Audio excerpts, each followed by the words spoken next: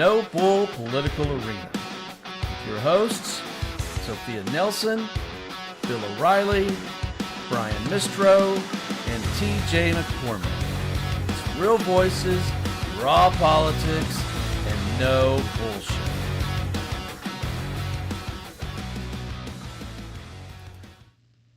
Hi, everybody. Welcome to the Political Arena. I'm here with Lauren Coombe. Lauren, it is great to have you back again. And, of course, we got TJ McCormick over here, and super glad to have you, TJ, and appreciate everybody being here. Yeah, appreciate everybody being here. So we're going to dive into something today, and I think it's kind of a continuation of where we're going to go in the midterms. In TJ, I think we're going to start looking at a lot of these polls and kind of getting an idea of where things are.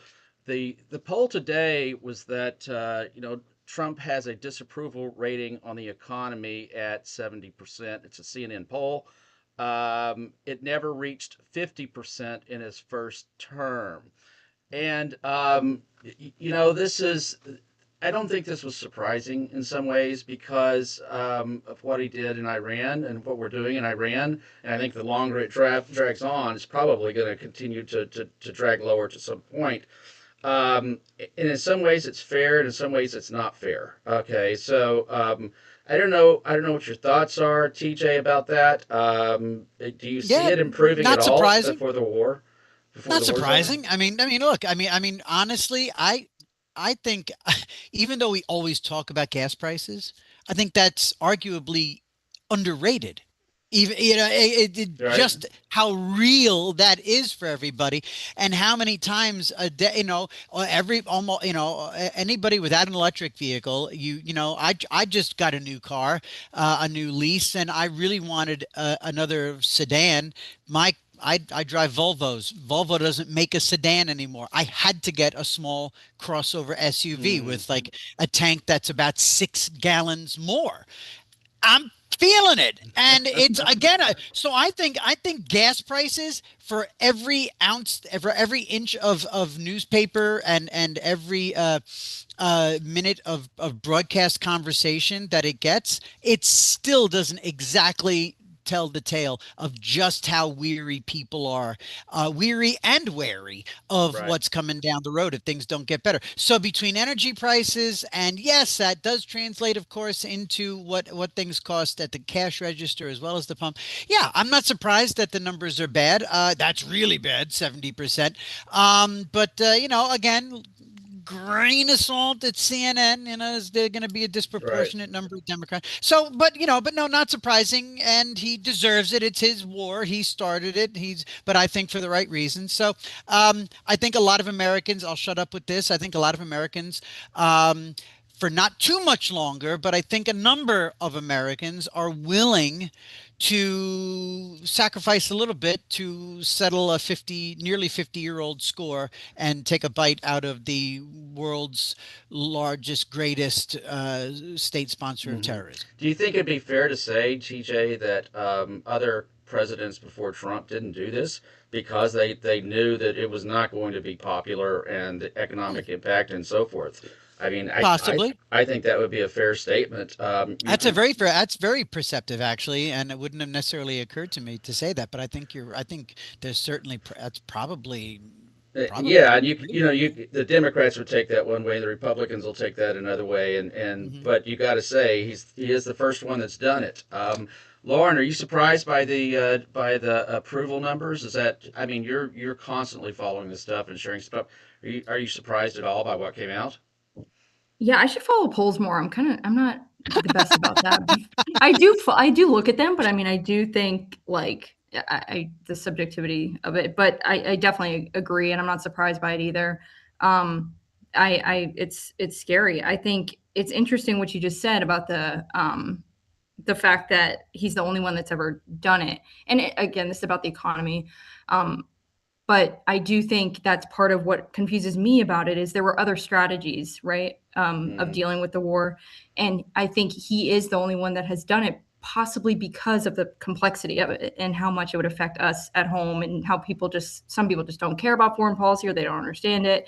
It's like, it's just not going to be a popular thing. And I don't think he shouldn't have done it just because it wouldn't have been popular. I think, that shouldn't matter if it's actually for our safety and, whatever. But yeah, I am concerned about how it's affecting the party in general long term. If people blame, yeah, I'm concerned.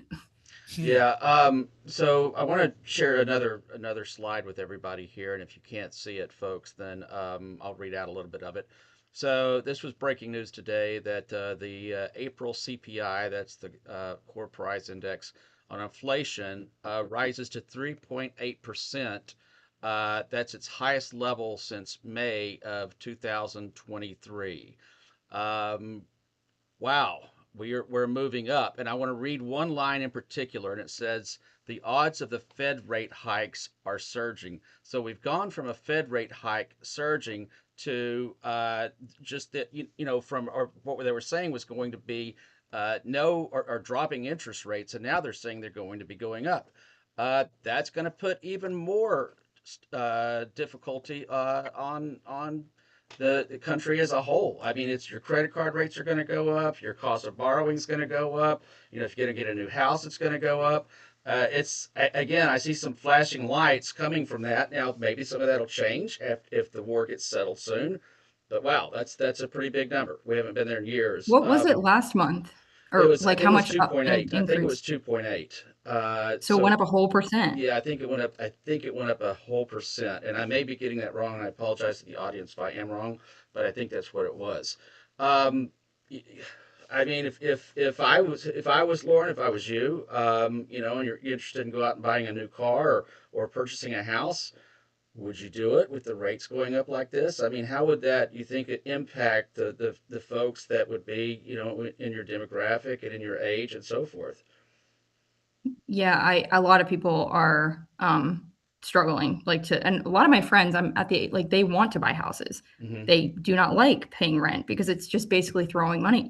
There's no, you don't have any equity in that, and they're having a hard time. Granted, I live in Northern Virginia, which doesn't really help anything, but That's right. it's very expensive there. Mhm. But even, you used to be able to do that. Like my parents grew up in, Woodbridge, Virginia, like just a little bit south, and they started out buying a townhouse when they were like 21, right out of college. I Hmm. don't, that's not even remotely possible.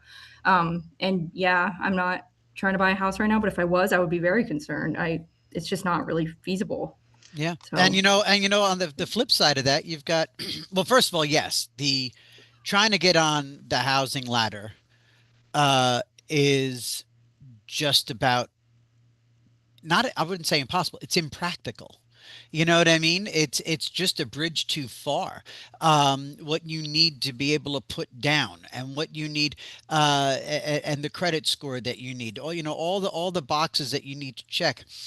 Plus, given the recent, struggles and going all the way back, there's still families that are licking their wounds from 2007, 2008. Yeah, mhm. yeah. That was granted, that was a while ago, but sometimes turning your life around financially is like it's like turning a 747. And and so the bank of mom and dad is not exactly open for business as well. So you don't, you don't have that usual get married and here's a massive envelope for you two to buy that split Yeah. level, Right. get yourselves going, have a couple of babies on us. That's not happening anymore, or at least it's happening right. And as I started to say, the flip side, you got somebody like me who's 57. I'm very honest about stuff. I lost my shirt on a house, my wife and I, in Los Angeles in Mm. 2007. We had the living shit kicked out of us.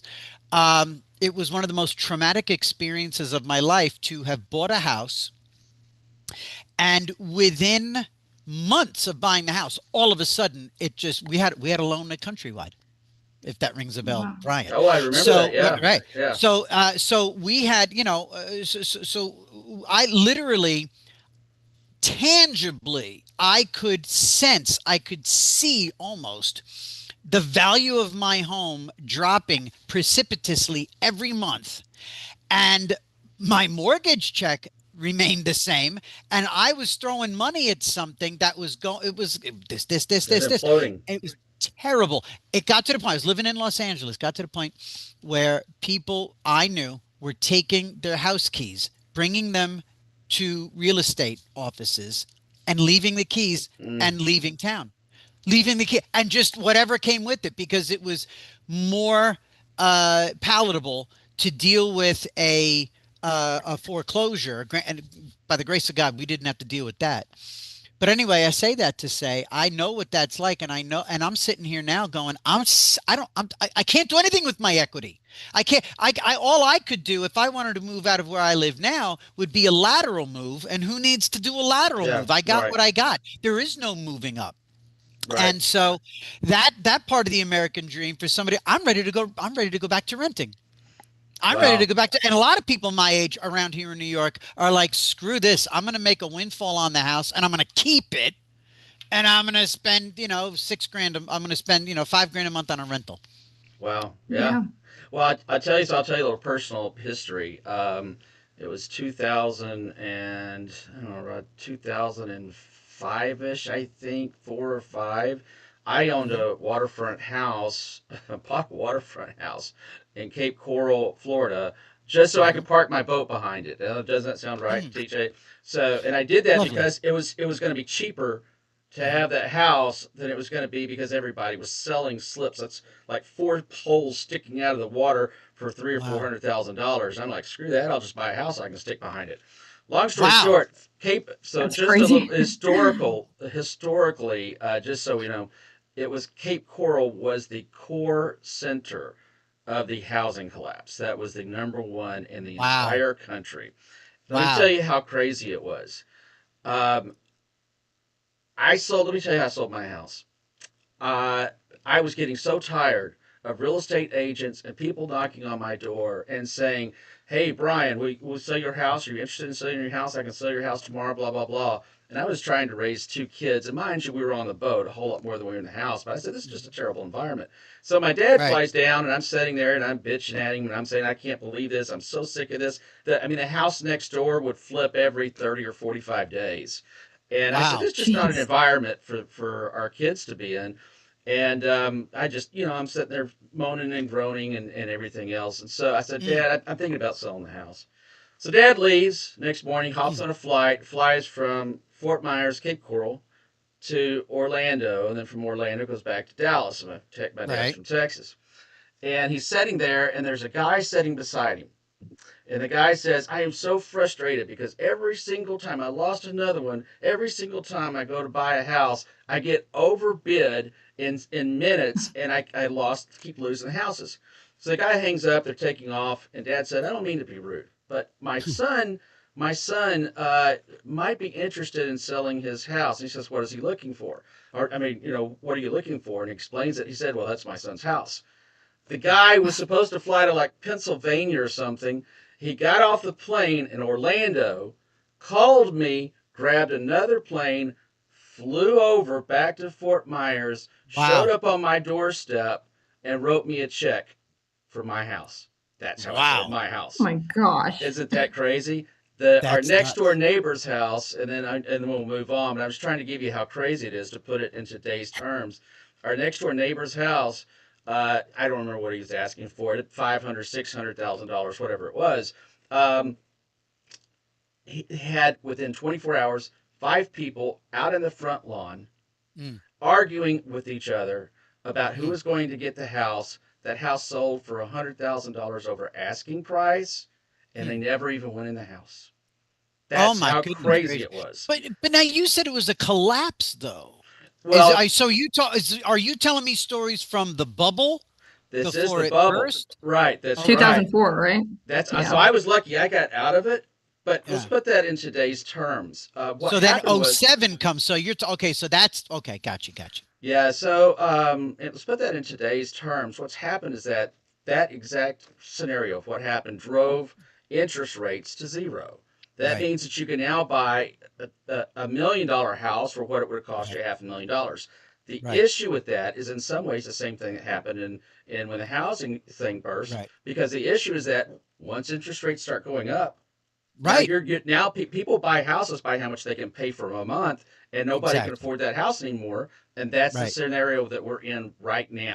And there's Okay. a lot of people with PTSD from that. There's a lot of people Yeah. who, kind of just to bring it all the way back, people like myself and my wife, that was our first house. Yeah. And there's people who got onto the housing ladder and had the literal shit kicked out of them.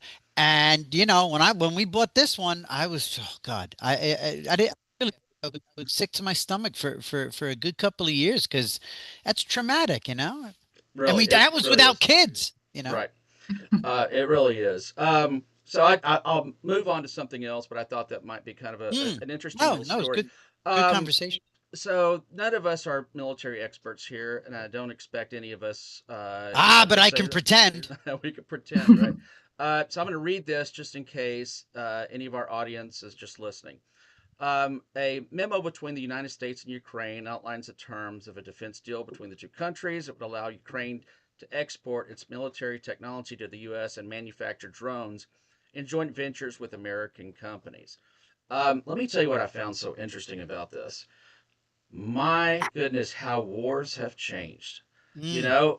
I was literally watching a video today of another Russian tank charging a line, and it's a was it $2-3 million tank, and then the Ukrainians go after that with like a $1,000 drone with a bomb strapped on the bottom, and it blew the whole turret off the thing.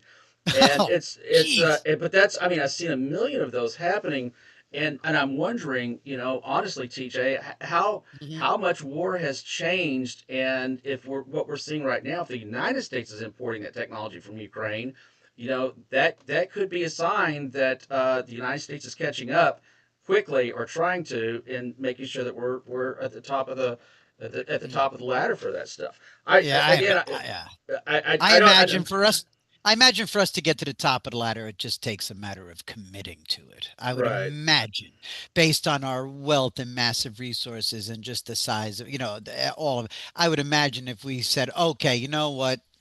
We've got everything else cooking. Let's really drill down and make the absolute best, deadliest, most lethal, most efficient drones. I would imagine we're a Mm, year out from assuming that mantle. yeah. You'd like to think. You'd like to think. Yeah. I don't know if you follow that at all, Lauren. If you're, My how much dad yours? actually, yeah, he works for the Defense Department. I think I told you this, Brian, at least, but he works for the DoD and he works for the Office of Naval Research. He is going next week actually to the NATO meeting. So I actually do. I mean, I'm not a military expert by any means, but I do kind of get to hear about some of the stuff that they're doing. And he's always in classified stuff. So, but I think it's really cool that we're like, we're learning from Ukraine. I think it's amazing what they've been able to do from a survival standpoint. Like they've just Yep. had to survive. So they've had to figure it out. And, it's really impressive what they've done. Isn't it? I absolutely think we should like import, learn from them. I know we're sending people over there, like Yeah. people to actually learn from their technology. And I just think it's awesome. I Yeah. hope yeah, Yeah. it's cheap. Like, right. I mean, it makes economical Cheap, sense. it's safe, manpower, it keeps our Yeah. people safe, and everything's done with a joystick from Isn't that crazy? some room in Omaha with a a Keurig in the back. Right. People Right. are people are somebody put water in the Keurig. I've got to take out Sector 9 and It's crazy. And then there's Putin with his tank, yeah, so yeah, yeah, exactly, yeah. Boy, he yeah. messed up big time. I have no doubt if he could go back, there's no way he would have invaded Ukraine. I want to jump to something, and because I want to make sure we don't run out of time. So Hmm. everybody knows, or if you don't, I'll say it again. I come out of the electoral reform side of stuff. I come out of the third party type of stuff. And I'm going to read this slide again in case anybody's just listening, because this is the kind of stuff that absolutely puts me on tilt with both of these political parties. Hmm. So, Democratic consultant Stephen Maglio and GOP strategist, former California GOP chair Ron Nehring, are teaming up anytime you hear Democrats and Republicans are teaming up on something electoral, it's so that they can game the system. By the way, they're teaming up on an effort to repeal California's top two jungle primary. They argue that the reason that they're doing this, according to them, is that it could result in a general election where voters are left choosing between two candidates from the same party. Let me just back up. So let me tell you why they're actually doing it. So Democrats are now looking at the very real possibility that there's going to be a Republican on the ticket this time. So what they're trying to do is lock in such that they for sure have a Democrat in that race. And with a jungle primary, it was starting to look like it could have been two Republicans. Republicans are doing it because they never get into that race competitively.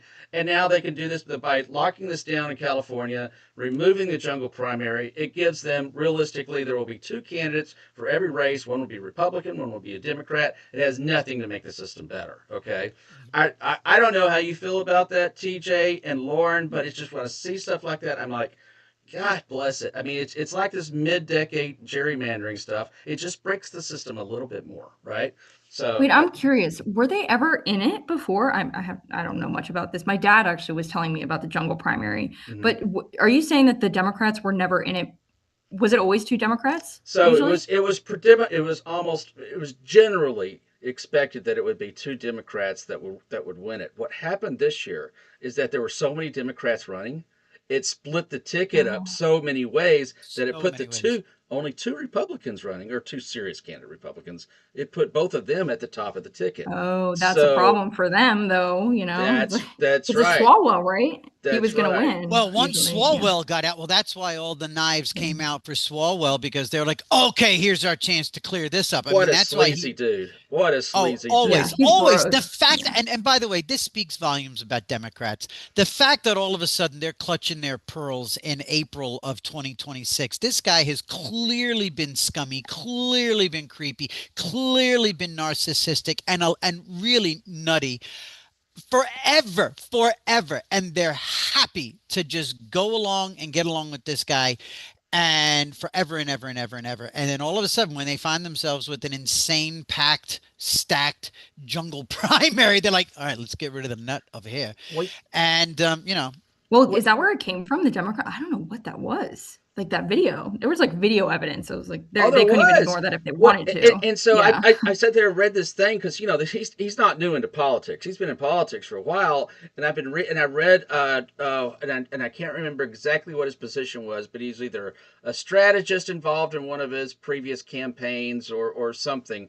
And the guy said everybody knew this about him. This was not a Ew. secret that what he was like.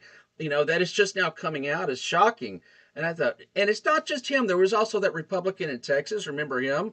And the girl that he was having an affair with lit herself Oh on yeah, Tony fire. Gonzalez. That But was so but gross. And yeah. just sleaziness. I mean, just gross. It's just total sleaziness. And it happens on Yeah. both sides. But God Almighty, Swalwell was one screwy dude. I I yeah, can't want to believe read. they're trying to fix that though. Yeah, yeah. That's well, it's crazy. I guess he's fixed because I think his political career is pretty much over.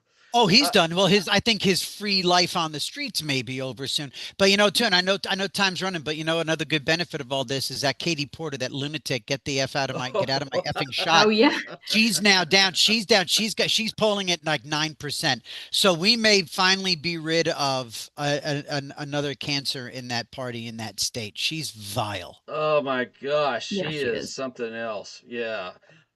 So I want to read something here too, and we're actually going. If anybody that's listening, we're actually going to deep dive this into our next program, which starts today at 5 o'clock Pacific, and 8 o'clock Eastern.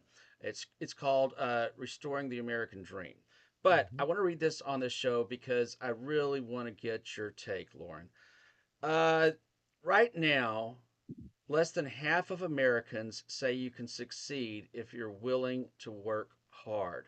That is bad, but let me read to you, for those that can't see this, I want to read something that was even worse and is so disheartening. If you were 18 to 34 years old in 2016, you believed that at a rate of 69% of those folks believed if you worked hard, you could get ahead in America. Today, that number is 41%. Oh my Lord, what are we doing to our Wow. children? we add into that the cost of getting an education, the ability to get a house. We're watching the interest rates go up. Our national debt is going through the roof. What are we doing to our kids and grandkids that 41% of them believe no matter how hard you work, you can't get ahead in this country? What's your take, Lauren? Especially because you're in that generation. What is your take? I've been in it the whole time, actually. So I was in it in 2016, and I'm still in that category. So it's interesting. I mean, my thoughts have always been if you work hard, you'll be able to get ahead, and I still think that way. But I can understand why that number has changed, because when everyone likes to talk about the Bush. Like, I think the Bush era. I was always a political nerd, so there was a very smooth sailing for the most part, as far as the economy and living, like everyday American life.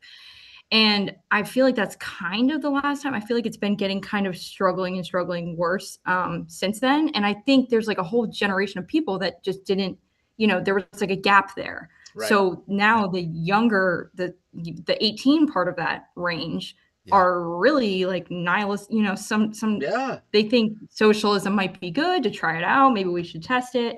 And I'll just say this last thing about Mamdani, like specifically him. I try to point this out to people because, some people fear mongering about him. I really think that most of his election was just because people are it's too expensive. It is too much. And these people don't know what else to do. So when you start promising free stuff, then it sounds appealing. And in New York in particular, it's like 20 grand if you want to move in New York City, because you have to get like a broker and do all this stuff with the down payment of 5 months rent. It's insane. And you get like a box with a rat infestation, that's like what you're paying $4,000 a month for.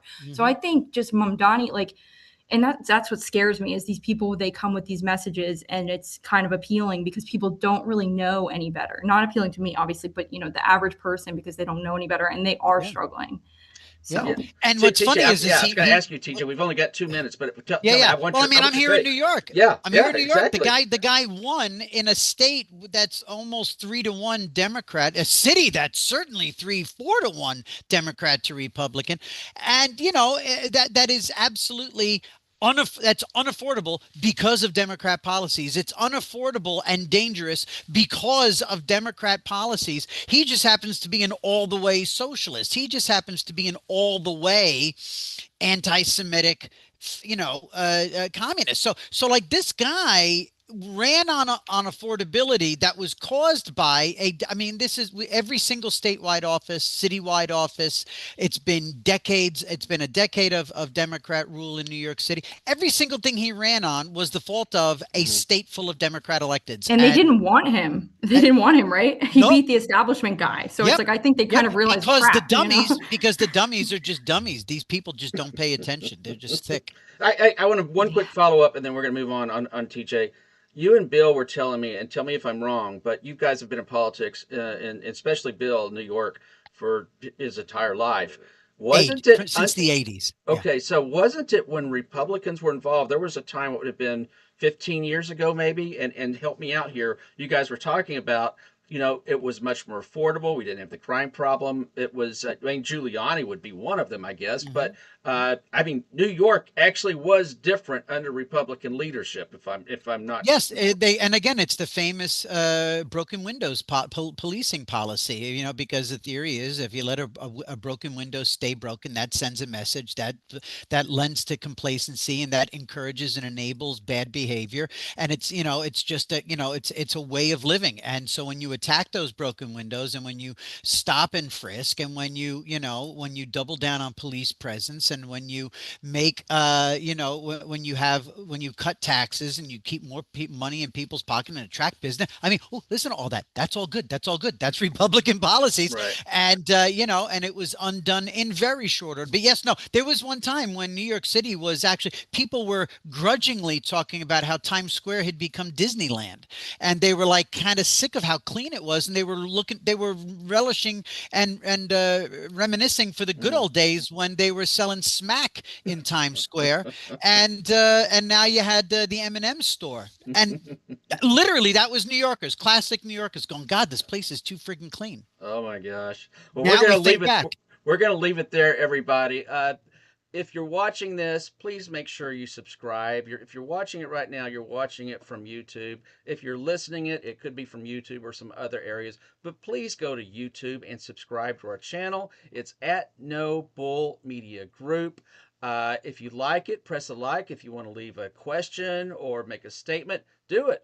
We will read them out here on air. We have done it many times. We'll do it again. Leave a statement, and if there's something else that, hey, you'd like us to follow up on, please let us know. Thanks, Lauren, as always, for joining. I really appreciate your opinions. TJ, love you, bud. Appreciate you hopping too. on. Great show. All right, friends. Thanks. We'll see you again tomorrow. Thanks so much. Bing, bing, bing. Thank No you. Bull Political Peace. Arenas on all major social media platforms. Follow. Hey everybody, this is Sophia Nelson. Follow me at I am Sophia Nelson on every one of my social media platforms. I'm Bill O'Reilly, and you can reach me at Twitter at WFBOR. Hey, this is TJ. Follow me on X or Twitter at TJ McCormack. This is Brian Mistro, and you can follow me on X at Brian_Mistro or follow along on Facebook at Brian.Mistro. A No Bull Media Group member.